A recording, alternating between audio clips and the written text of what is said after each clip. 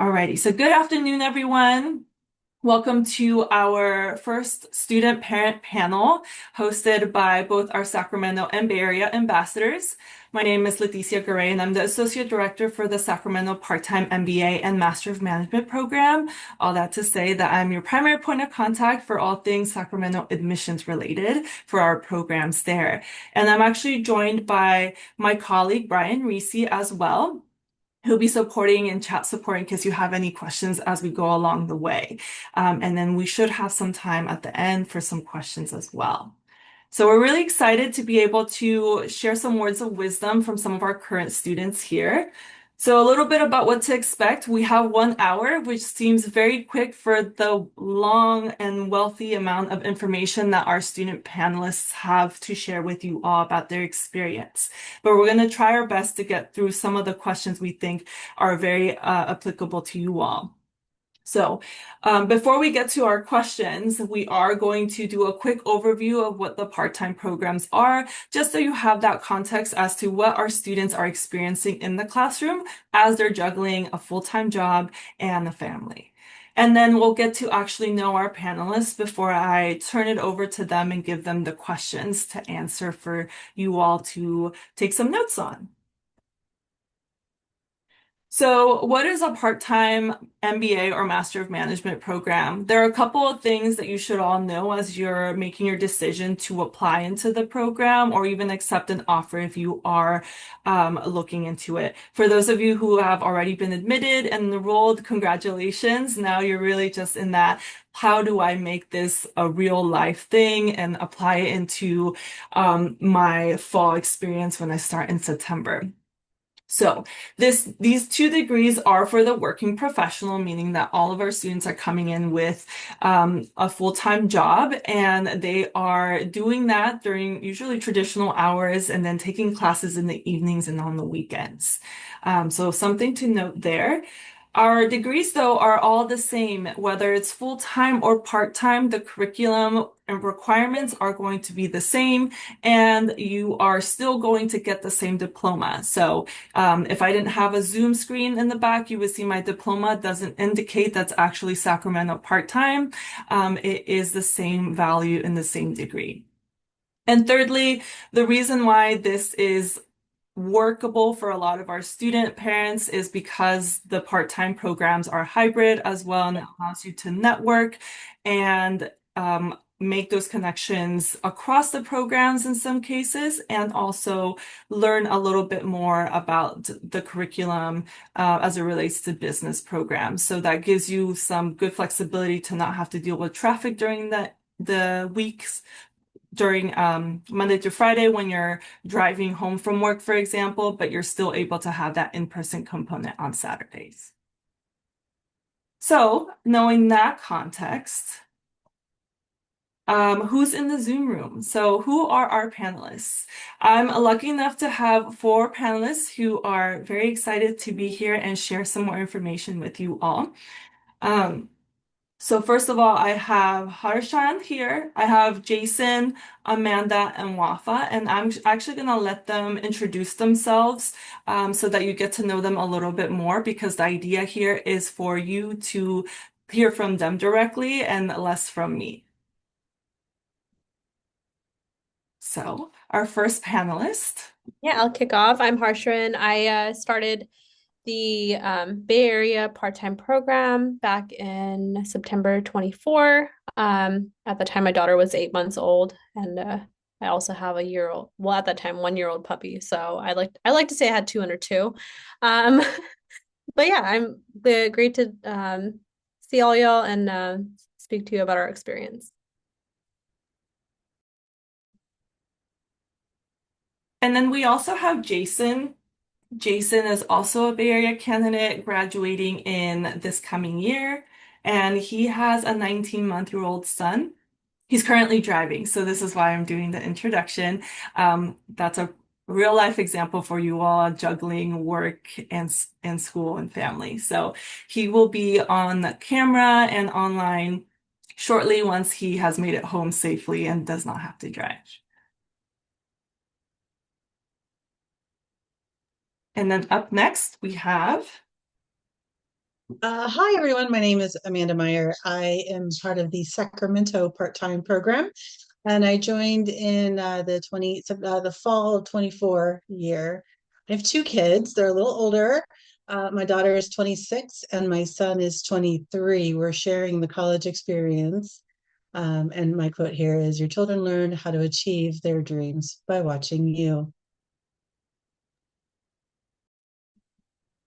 And last but not least, Hi, everyone. Thank you for joining us today. My name is Wafa Al Khatib. I am in my second year part-time MBA candidate. I joined UC Davis 2024. I plan to graduate this year. And I'm a mom of three daughters. Saba, she's 15 years old. Nada, she's 11, almost 11. And I have the little one, the troublemaker, Haya. She's 3 years old. And I'm really happy to share my experience on the journey with you today. Thank you.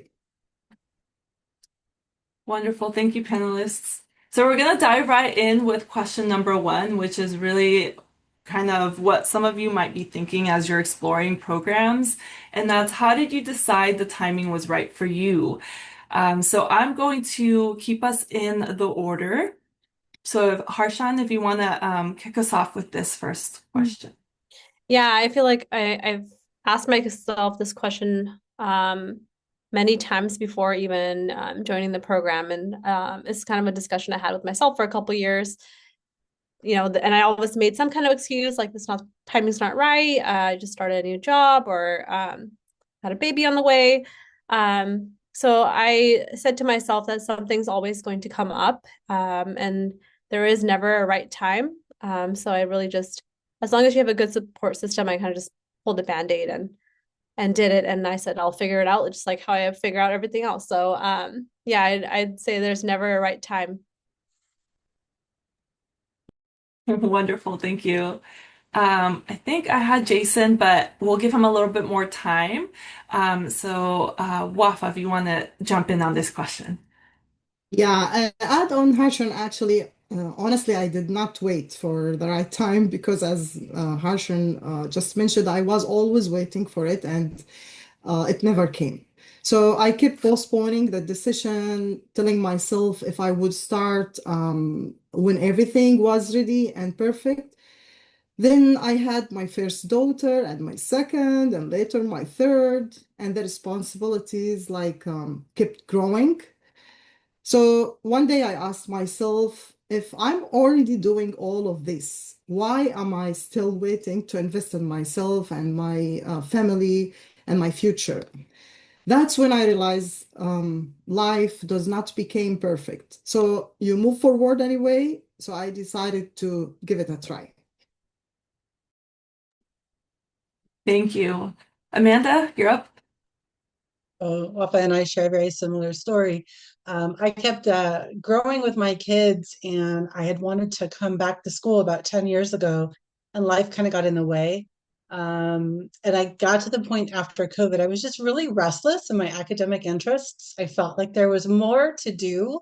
And I was an empty nester. My kids were in college, and I thought, okay, me too. I'm going to join the group. We're all going to do this together, and it just felt like the perfect time as things came together. But like Wafa said, there is no perfect time or imperfect time. You just kind of have to decide to pull the trigger and let it happen. Thank you, ladies.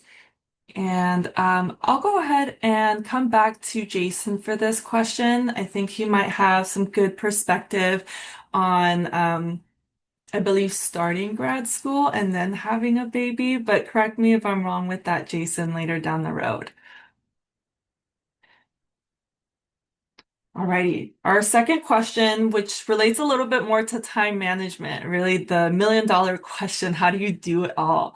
So with this one, I'm actually going to start backwards. And our question is going to be, how do you prioritize between work, family, and school? And the follow-up is, if you have any secret tools and systems that you use, please share it. I know it's recorded, so it won't be a secret anymore, but that's okay. That's what we're here to share. So, Amanda, if you want to kick us off with this one. Oh, happy to. Oh, like I said, my kids are in college, so prioritizing for me was just a little bit different. They're not home to need me, but when they do call, their phone calls come first. So I do stop everything and make sure that I am available via phone for them, which is going to be a little different story for those who have kids like in the home. I also prioritize scheduling with them since they're also coordinating their own college calendars. We have to kind of coordinate outside of office hours and whatnot to get together for dinner or whatnot. A tool is that I really like to use in the Google Calendar, something called the My Tasks. Really helped me at the beginning of the quarter. I'll pull out the syllabus and all of the assignments that are due, I'll just throw them up onto the Google Calendar, My Task, and then I've got it planned out for the whole quarter. And the other tip I have, which is really not so secret, is just really have a strong relationship with your classmates. They're going to hear and see and remember details that you're going to miss along the way or just kind of get overwhelmed. And those relationships just really become the foundation for keeping it all together. Beautiful testament to kind of the collaborative community at each cohort. I actually would like to point out that on top of juggling a part-time program, a full-time job, and family life, I believe all of our panelists are actually involved in extracurriculars as well. So keep that in mind that they're actually superhuman, as you will probably be as you start the program. But I wanted to point that out because they are also juggling other responsibilities that they're not getting graded for. Okay, wonderful. Wafa, you're next.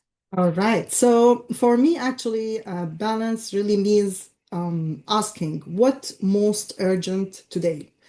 Some weeks school needs more attention, other weeks family does, and sometimes my work, I'm teaching, so my student need more attention from me. So what helps me actually the most things help me is my old-fashioned to-do list. It's like this one every day. It's behind always in my desk. You can see it. Early morning, writing things down clears my head and helps me see what comes first on day because I'm more visual person, so I like to see the things first and then I set it in order. I also use my phone alarm always. Alarm my alarm's always working for appointments like doctor visits, like kids practice, school deadlines. And for my school, I rely actually a lot on my Google Calendar. So every morning I check my email and add any new meetings, any new events I want to join in right away on my Google, and I say yes for if there is a Zoom, so it will appear, it will be clear in my calendar, and I can see it and look every day by day on this calendar. Also, as a mom, I have every Sunday routine for like plan meals. I need to plan for my meals every Sunday and prep if I can. I go and buy the stuff for the rest of the week. So this is actually make me relax because I'm done for the week, what I'm gonna feed my kids. And the most important thing I did in my last, for my daughter in her last birthday, I bring a salad cutter for her. So she told me, "Oh, I got you. What do you want?" So she understands that I need. I'm ask her for help. So also ask for help when you need your family, your friend. This all will help you. Thank you. And then Harshan? Yeah, these I mean all three of these are like they're connected, right? So there's not really they're not um they're not really competing with each other. So there are, like Wafa said, there are some weeks where work needs more energy from me. I do work at like a smaller startup, which can get hectic for some weeks, and then other weeks it slows down. And then there's school deadlines, and then family time obviously is kind of non-negotiable. So I try to block time where needed. Things come up. I know when I started the program, I had just put my daughter into daycare. And that first year, if a lot of parents know, the first year of anytime you start school or anything, you're sick like twice a month for a couple of weeks each. It's like all the time. So I do have to drop things, and obviously be present for her. So then you just learn to it's not about being perfect. It's just about being present and organized, and flexible on top of all that. I feel like I was in my undergrad very like type A, and you learn to just let go of things naturally as when you become a parent as well. And so yeah, very flexible with everything. The tool, I mean, I try to do the whole note-taking apps and like prioritize things. That didn't work for me. So I week by week basis, I kind of prioritize what needs to be done. And then the biggest thing is my husband and I, we both have busy schedules. So we make sure our calendars are synced so that we don't forget what, he might have something one day and then I might have something the other day. So I make sure my classes are on there. Like today, the panel is on there so that honestly, he'll remind me of things that I forget. So just staying interconnected and having open communication. Beautiful. Yeah, definitely. It seems like there's some coordination, right? Even and some leadership even within the household in order to make things work. So thank you for pointing that out. And then I think I have Jason here, all settled in. So Jason, do you want to do a quick introduction and then jump into our second question? Yeah, sure. Thanks, Letitia. My name is Jason, everybody. I'm a second year student in the Bay Area part-time program. I started in the same cohort as Harshran in September of 2024. Um, and then as far as prioritization, I mean, it's of course we all want to say, family comes first, right? And you always want to try and make that the number one priority. It's really hard sometimes. You're being pulled in a lot of different directions. Uh, Use a calendar. What a concept, right? Put everything on your calendar. Makes a big difference. My secret tool or system is letting my wife take over pretty much everything that's not work or school. Um, she's amazing, and I would say, make sure that if you're considering this, talk to your significant other and make sure that they're on board and willing to support you, knowing that there's going to be some times where they're going to be carrying more of the load on like parenting, not all the time, but like there's going to be times when, you've got a group meeting at 8 p.m. or you've got a deliverable that's due this weekend or whatever. And so just making sure that you communicate with them and that they're on board with it is, really a big difference maker. I Thank probably you could for have done a sharing, better job Jason. of that initially. It's a learning curve. I'm also a partner who's in the program now too, and we definitely had learning curves. And I had gone through the MBA, graduated, and then he started, and it was still an imperfect process. So lots of grace is also what I'm hearing with this question.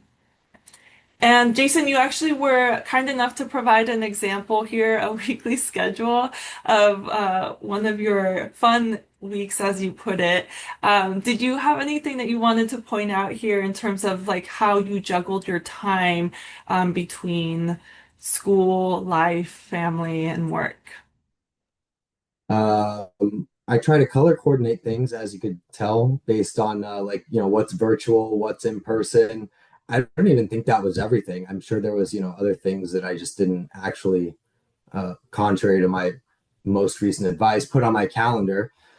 But yeah, I mean, it's just an example that there's a lot going on, and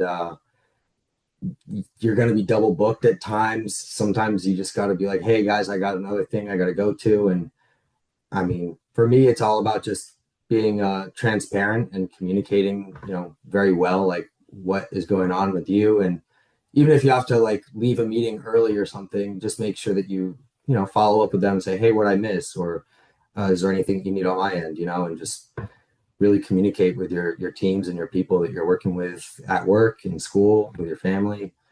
Um, you know, that's basically it. Easy peasy, right? Thanks, Jason. So, question number three, actually, we wanted to jump into a little bit of like how going back to school impacts the perception of who you are as now a student for some of for your family, especially your children, right? And so, this question, how did you, sorry, how did your kids react to being a student again? Is actually going to be aimed towards Amanda and Wafa since they have students who can as I said earlier, give feedback about what's happening more directly in their life. So, Wafa, do you want to start us off with this question? Yes, sure. Thank you. So, to be honest, at first, my kids were worried because they thought I would be ever busier than usual. But after a while, I started seeing how proud they were of me. They began doing the same things like as what I do or did, talking about studying, setting goals, acting like a leader, and even wearing my UC Davis t-shirt at school. So, and using the stickers on their personal computers for UC Davis. I'm really happy to see this. And share some of my achievement to their friends. So even the little one, Haya, she always joined me at lectures. She know that, oh, mama, she's gonna study. So she come and bring her color and she wanna study with me. And our faculty, they amazing. They very supportive. So they don't care if your kids around you or jumping on your head and all of this stuff. So you will be okay. The most important thing, actually, this journey helped me connect with them in a deeper way. So they don't just see me now as their mom anymore. They see me learning too, and we were growing now side by side. So that's why I think they now so proud of me, and we are more like connected to each other now, more than before. Yeah. Beautiful, thank you. Amanda, do you have anything else to tag along here? I will ditto that with my kids. Well, they're a little older. My oldest was done with college, and so she was very happy and eager to walk me through the admissions process and applying for financial aid, and it really kind of helped us bond over her wisdom, which was really great. My youngest had graduated as a valedictorian in the mathematics or in the mechanics program. And so we were joking about math frequently, and I wanted him to coach me and tutor me, and he just kind of said he was going to charge me fees for tutoring services and whatnot. So we were really able to bond especially in the early days. We got to the point where now there's a competition for grades, and whoever has the lowest grades has to cook Thanksgiving dinner. So it's been a really great bonding opportunity and to walk through this with them in this stage of life. They are kind of joking about me doing the Benjamin Button lifestyle. I'm kind of doing it backwards at this stage. So we're really just having a great time. I really just wanted them to know that you're never too old to stop learning or growing. That laughing and playing is really important in all phases of life. And that you just have to keep showing up. I mean, it's a requirement to participate and show up. And I just really wanted to instill that so that they knew that when, it's going to get hard and you still have to just keep pursuing your goals. You just can't stop. So it was just really important for me. And for all of us, we still laugh and bond and joke and call. I talk to my daughter on the phone every once in a while and kind of give her the woes of class. And she goes, I don't want to hear it, Mom. You got this. It's great. So it's fun to lean on them. Thank you for sharing those insights. And I know our other two panelists have younger children, but Jason and Harshan, do you have your children show up as guest visitors sometimes? Oh yeah, they'll pop up. I mean, even last week during my one of my weekday Zoom classes, weeknight Zoom classes, I was solo parenting that night. So I mean I couldn't put her in a corner. So she would just pop up, say hi, and then do her own thing. So she definitely knows moms at school. But it's fun. The professors get a kick out of it, and the peers that you connect with, they love your kids too. So Yeah, nobody's like pissed off because your baby is on camera with you. It's always a, a joy for everybody. So obviously, as long as they're not causing a big distraction, screaming with your, unmuted microphone or something, but everybody's really happy to see a smiling baby. Exactly, right? At least gives you a brief moment to make up an answer if the professor has called on you. Well, thank you for sharing, everybody. We're doing really well here with progress, and we're actually on question number 4. And I think we've touched a little bit on this in terms of juggling so many different things at the same time, but really wanted to be more explicit about how do you handle unexpected family events during exams or projects? And if not unexpected and already planned ahead of time, how do you juggle it when you have two things that are really high priority? What are some tips that you would give to future students? And so for this one, I'll go ahead and start with Jason this time. I feel like a broken record, but communication is obviously like the most important thing. Harsher mentioned with a young kid, your kids get sick a lot, and my kid was in the hospital like twice in the span of 4 weeks, and so I had to take some Zoom calls from the hospital at times, but just letting people know like, hey, this is what I got going on, and everybody's very understanding. It's actually been one of the greatest things about the program is how cool everybody is. Everybody's very you know easy to work with and get along with and understanding. Um, the program has a very collaborative feel, and so just letting people know, hey, this is what I got going on, and you know try and be as present as you can. But if something comes up, nobody's gonna tell you like don't go take care of your family or anything, right? So everybody's been very understanding. If something comes up, just make sure that you let them know that you're there and you're ready and willing to help out with whatever needs to be done. But you also have other commitments, and everybody everybody gets it. Everybody else has commitments too. So Thanks, Jason. Harsha, do you want to jump in with this one? yeah, and I will say like this program is different than it might be than full time that we're um not competing with each other. Like Jason was mentioning, we really like staying connected with our peers and leaning on each other when things like this happen. There were even times like, well, if Jason was maybe missing in class, I'll message him like, "Where are you?" And then he'll say like, "There's something going on." So your presence is noted too. So yeah, it just and the professors are really understanding. It just takes, like you said, communication, just message them ahead of time. There's obviously a lot of things, personal stuff that you just have to say no to sometimes. But there's also family events that maybe you can't miss. So as long as you get ahead of it, let them know, let your peers know, they will happily make changes for you. Wonderful. And then Wafa, do you want to jump in on this one too? Yes, thank you. Actually, for me, it's really all about preparation from the beginning. So I realized that when I prepare myself in advance, unaccepted situation don't turn into like a big problem. How I prepare myself before each quarters, actually, when I register for in the registration time, during the registration, I read the syllabus very carefully before going to the class, and also I see if there's any assigned reading before the class, review the slides. Even when I'm in the road, we have equitable access. You can join this, or it's in your canvas, and you can like sit on the like audience mood. You can listen while you are driving or while I'm working at house or doing anything else. So at least I'm listening to the book, to the lecture, to be just prepared. Actually, also during the class, I try to be very focused with the professor, engaged, prepared with my questions.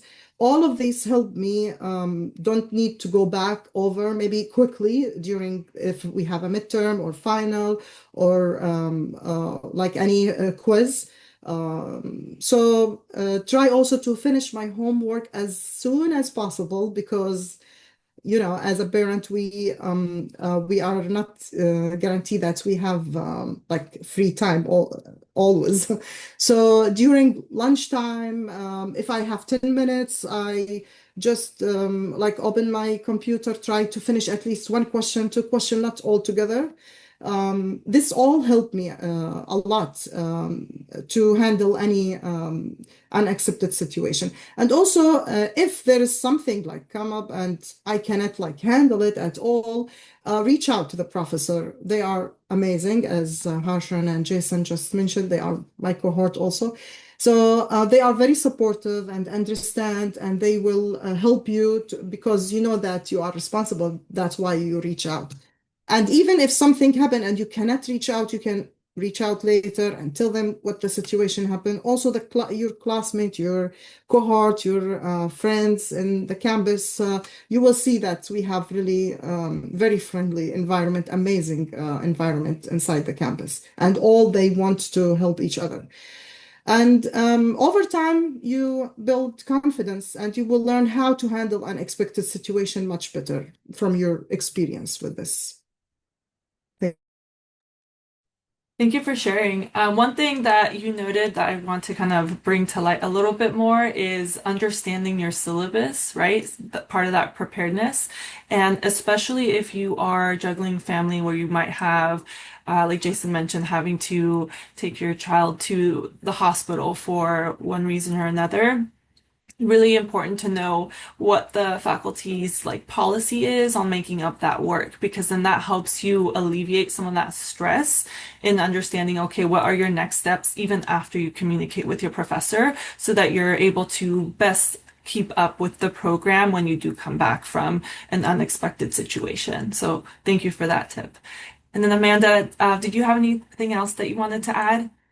No, this really hasn't been a thing for me. Nothing has come up in the family emergency bracket. So I will defer to the wisdom of my classmates. Thank you.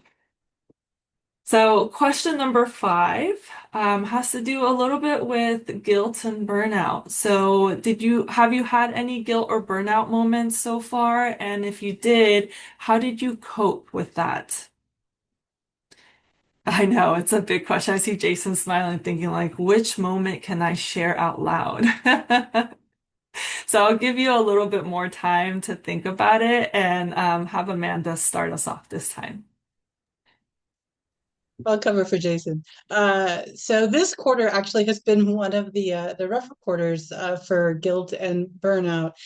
I think honestly for me it was last quarter I only had electives and I had a kind of a rough holiday period emotionally, and so coming into this quarter with two core classes, I didn't have my footing, so it kind of caught me a little bit off guard, and it took me a minute to kind of catch up with everything. So I'm grateful. um, I had to step back, give myself a little bit of grace, take a deep breath, and kind of shake it off and kind of start fresh. I collaborated with some of my classmates who I just adore. I feel like, again, I cannot encourage you enough to lean on your classmates. There's expertise in those areas where I'm weak, they're strong, and I'm so grateful that I can connect with them. One of the things that I did in order to kind of mentally catch up was I took a day off work and I sat down with my spreadsheets and I grabbed all the formulas and I just worked all the calculations and I really just tried to just catch up with things. One of the other things that you can do when you're taking that moment is go back and watch some of the Zoom recordings. Maybe when you're in the middle of class and you're mentally just not 100%, you need to take a deep breath. Many of the classes are recorded, and you can go back and rewatch those few minutes where maybe just kind of put it on, turn off the camera for a second and wait, okay, where am I? And then you can kind of go back and catch up a little bit later. But a lot of grace, great classmates, and then a bit of a flexible work schedule has given me the opportunity to step in and catch up when I needed to. Thank you. Harshan, you're up. Yeah, kind of cope with guilt, uh, not by or burnout, not by saying that it's, a fault of mine. It's just acknowledging that it's there, and acknowledging the moment. So there are times where, especially the first year, and also having, classes every other Saturday, there were times where I had to say no to family events a lot. And those long stretches of back-to-back quarters was a lot. So I honestly had my first burnout moment at the end of the first year, which is kind of later than I expected. But I've had to be honest about myself about capacity and setting boundaries and trying to take a mental recovery when I can. And that might mean there are certain holidays where I had the time off from work, but my daycare was open. So I sent my daughter to daycare and I took that 9 to 5 to myself, sat at the Pacific Beach and just took a mental moment to a break. But then also having, a supportive partner makes a huge difference. And it's good to know that, I'm not doing this alone, and it helps me also reset mentally. So those small resets are keeping me afloat. That first year is definitely a little bit of that learning curve, right? There's a lot that you're learning about yourself, what your priorities are, scheduling. So having that grace and reflective time is very important. So thank you for pointing that out. Wafa, did you want to jump in? Yeah, actually, there's many times, actually, so I cannot remember which one I can mention, but when that happens, I like to sit by myself, like maybe 15 minutes, 20 minutes, and drink my favorite coffee and try to remind myself that what I did so far and what's gonna come and what's waiting me in the future. And it's all gonna be a temporary. This pain I'm in now, and this really uh, too many things and a lot of like I feel overwhelming or frustrated.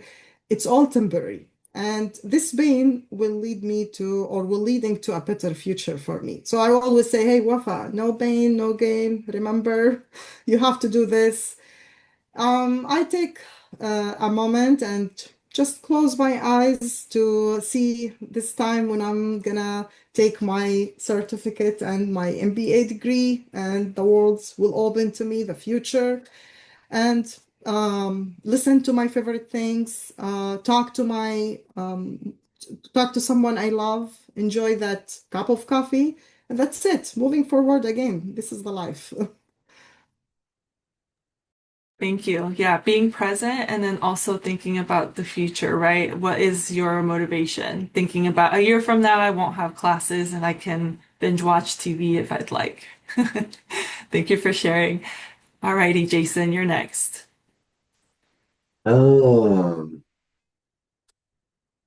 I would say, I mean, a little bit of guilt sometimes, like if I'm, maybe I'm not able to hang out with my family, for an evening when I'm in a group meeting or working on some homework or something. But like Wafa said, no pain, no gain. Keep your eye on the prize. I mean, this is a transformative thing that we're going through, and it's temporary, right? Um, so just taking a step back and thinking, you know what? Okay, I'm doing this for a reason. It's going to be good for me in the end.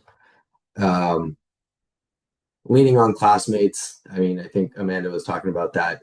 I again mentioned that several times, but your classmates are also all going through the same stuff, and we're all in it together.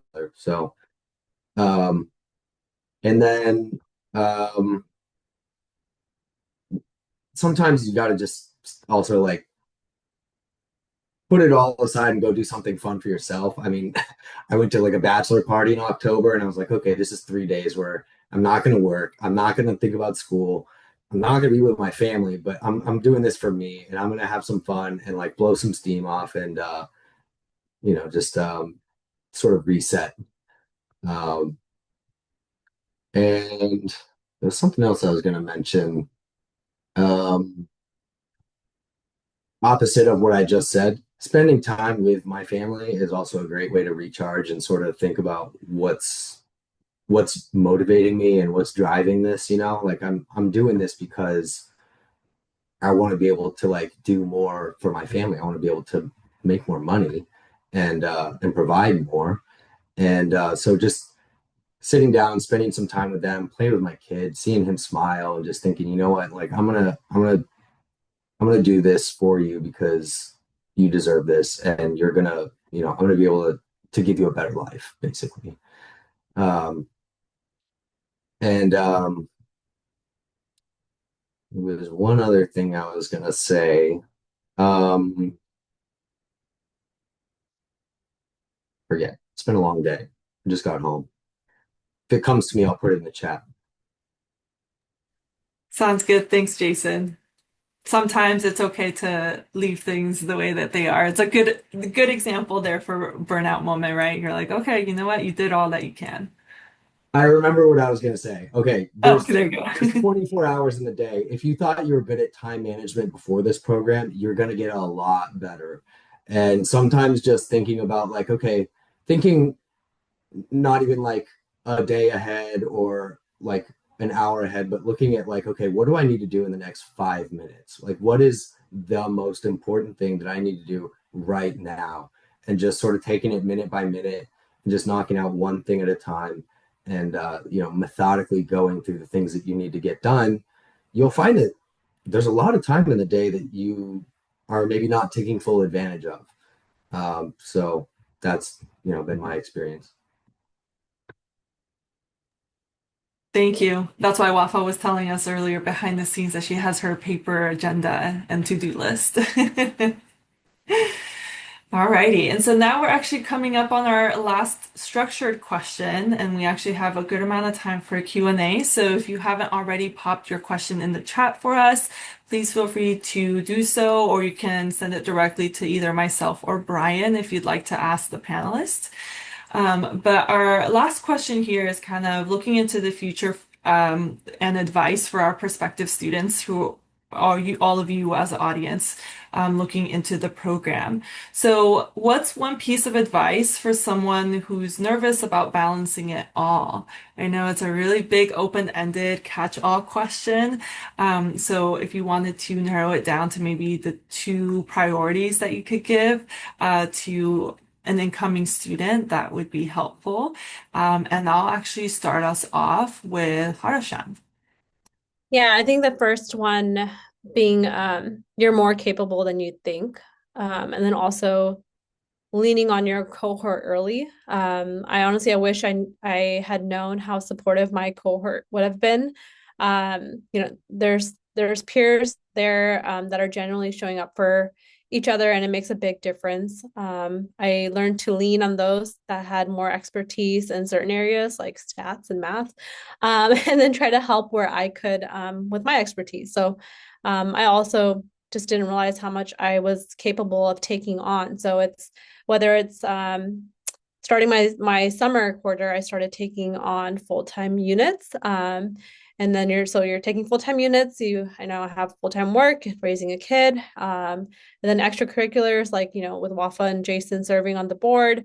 It just shows me how capable I am, more than I thought I was.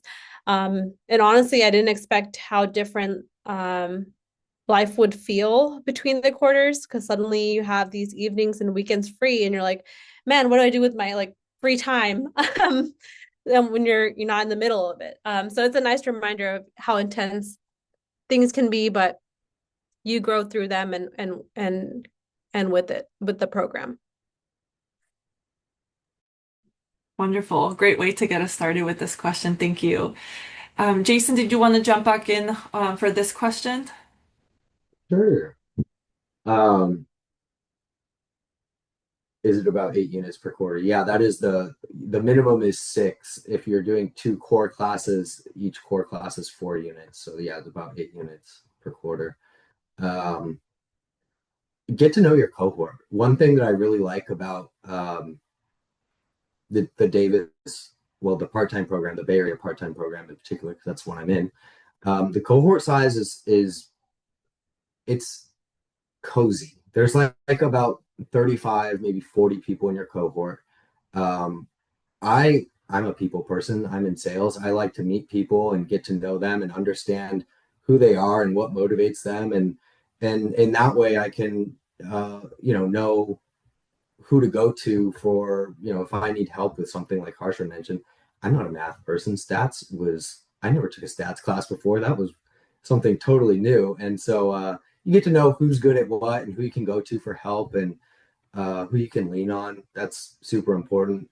Um, Echoing what she said, you are more capable than you think. There is a lot more time in the day than you would ever consider.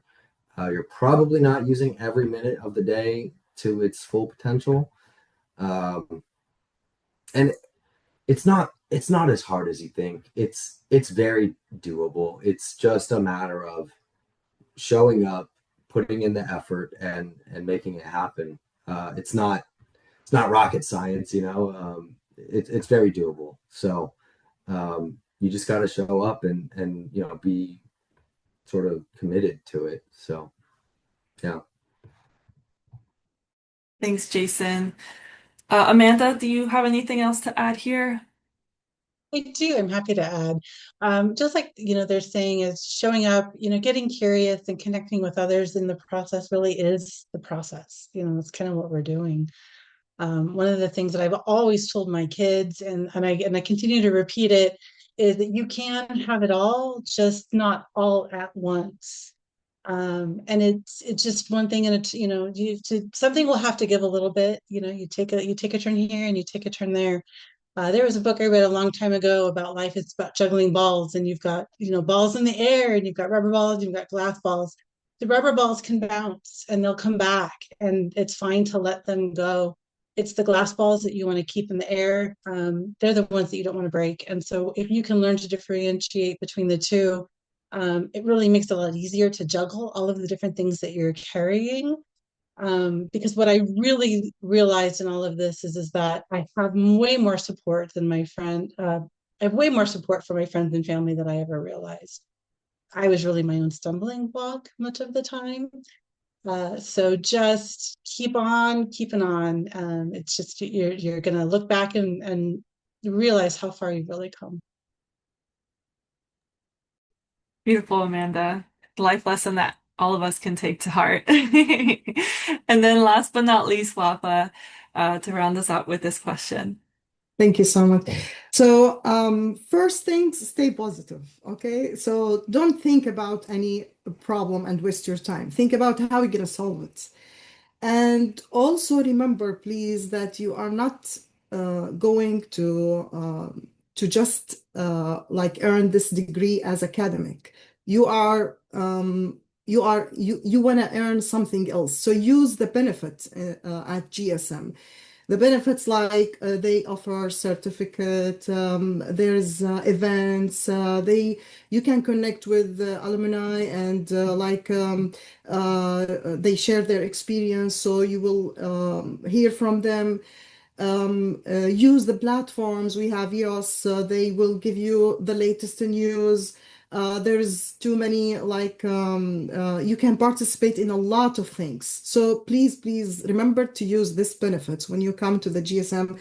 This will make the place like inspire you, and you want to go every day to this place. I even like one benefit, I use it that sometimes if I feel like I cannot study at my home, I ask Sergio, he's the operation manager there, that I want to be during the weekdays there. I want to study. So I go relax by myself to the campus in San Ramon and study, take the coffee with me, stay like 3 hours, study for my midterm and back home.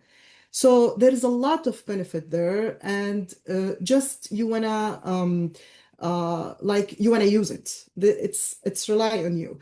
And also ask for support if you need. They want to support you actually, and trust in yourself that you will figure it out as you go. Any problems, anything you will face.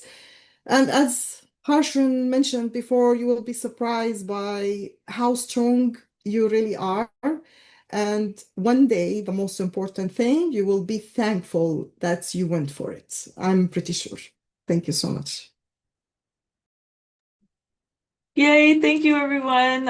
So those are the last of the official questions for today's panel. If you haven't already connected with either myself for Sacramento or Brian for Bay Area, feel free to scan one of the QR codes and we're more than happy to provide additional guidance as you're going through your research process for deciding on MBA or a Master of Management program. But that kind of concludes the formal part of the presentation. What I'm going to do now is actually end the recording, and then we're going to look at some of the questions that have popped in. Thank you to our panelists here. I know I've seen some answers go in there, but I think there's some good ones in there that maybe we can touch base on if it's going to serve the full group. So let me go ahead and actually pause my recording here in case anyone also wants to jump on camera.